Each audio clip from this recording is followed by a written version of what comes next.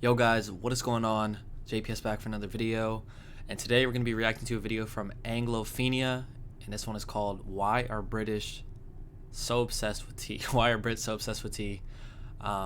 Make sure you hit that like button, hit subscribe, and I've always wondered this.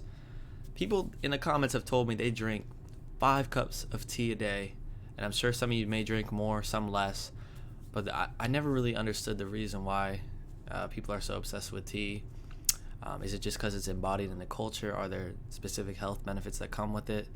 I don't know. So hopefully those questions will be answered. Make sure you comment some recommendations to check out in the future down below. And another thing to point out, I know recently I've been doing this, and I'm sorry for that. I just had to let you know what I've been doing. And I will start doing this, because this, I didn't know this, but it means something vulgar in the UK. So I was basically giving you guys the bird every time I closed out my videos. A lot of people were mad in the comments because they thought I wasn't reading the comments, or I didn't know that. I knew that, and I was making an effort not to, but I would forget by the time the video was over because I was so focused on whatever I was watching that it was just like muscle memory, and I would do that. Even though sometimes I do this, but I'm going to make a conscious effort this time to do that. So let's get right into it. Why are the Brits so obsessed with tea? Let's find out. Alright. Hi, I'm Kate, and this is Anglophenia.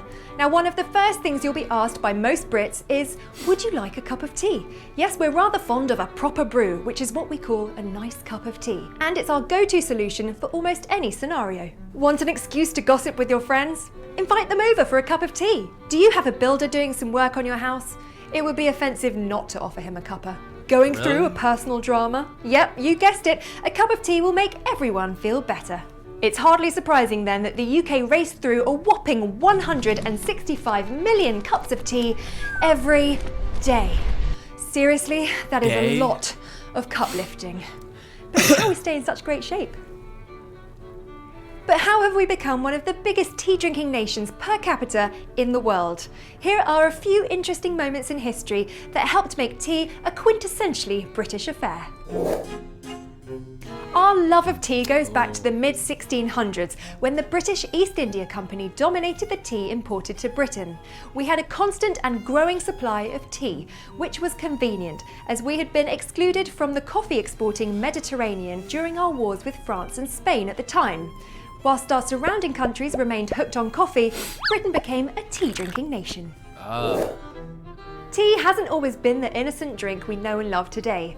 During the 1700s, increasing tea prices saw a rise in both tea smuggling and fake teas, which were often used tea leaves mixed with other leaves and then dyed. These lower-priced teas were sold to the working classes, which meant that tea, even if it wasn't the best quality, were no longer just for the rich. Afternoon tea, also known as low tea due to the low tables it was served on, came about in around 1841 thanks to the very hungry tummy of one woman, Anna Russell, the Duchess of Bedford, who took social convention into her own hands and began enjoying a pot of tea and a light snack to satisfy that sinking feeling in the late afternoon. Before long, afternoon tea became quite the social event. Queen Victoria, a friend of the Duchess's, formalised afternoon tea with her Buckingham Palace tea receptions. I think my invite may have gotten lost in the post. Today, afternoon tea is enjoyed at around 4 o'clock in the afternoon and is made up of a selection of finger sandwiches, scones, pastries and homemade cakes. Cream tea is a simpler version with scones, clotted cream, jam and of course a pot of tea, and it's my personal favourite. Alright, whoa. Alright, so the whole afternoon tea, just the way it was presented in this video, it seems pretty posh, and it seems like it's just a rich thing, because that's kind of overindulging. That's like, if you're eating breakfast, lunch, and then you're having, like, sandwiches. I mean, I know they're not big, but still, and then dinner after that. So I want to know, in the comments, how many of you have tea in the afternoon? Like, do you participate in the whole afternoon tea thing? Or maybe if it's just a cup of tea without all the, biscuits and sandwiches and stuff.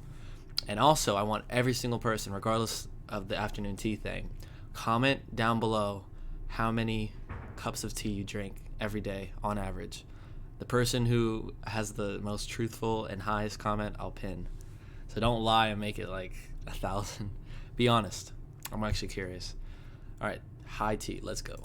Not to be mistaken for afternoon tea, high tea, also known as meat tea, was in fact a hot meal of meat pies, vegetables and bread, eaten at the end of the day with a cup of tea by factory workers during the Industrial Revolution. It was called high tea due to the high tables it was served on, but these were just regular sized tables. Today, in many parts of the UK, the evening meal is often referred to as tea, which can be a tad confusing if you're expecting sandwiches and a slice of cake.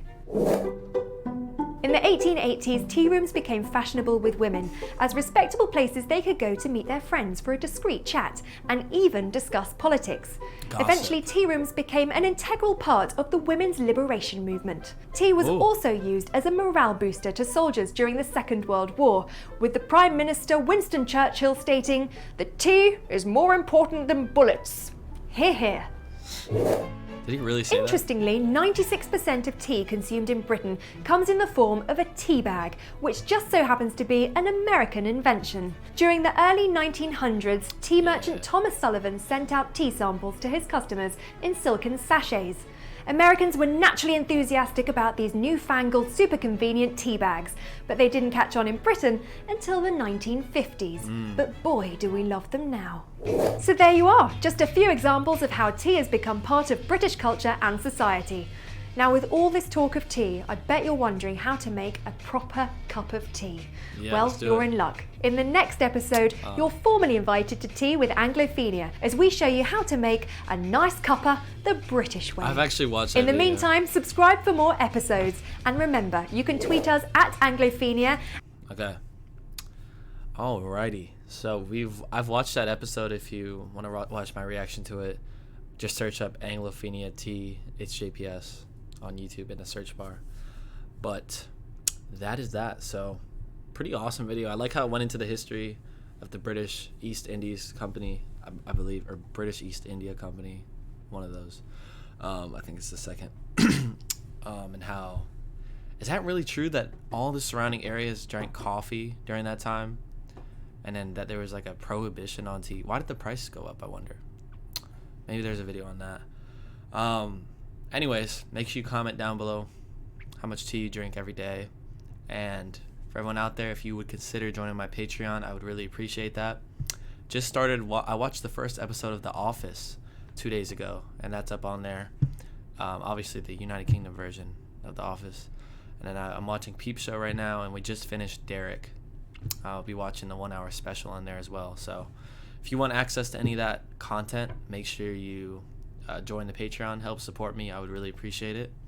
And make sure you follow me on Instagram at itsjpsyt, and hit that like button, subscribe, turn the notifications on, and I will catch you all in the next video. See you, I did it right. Peace.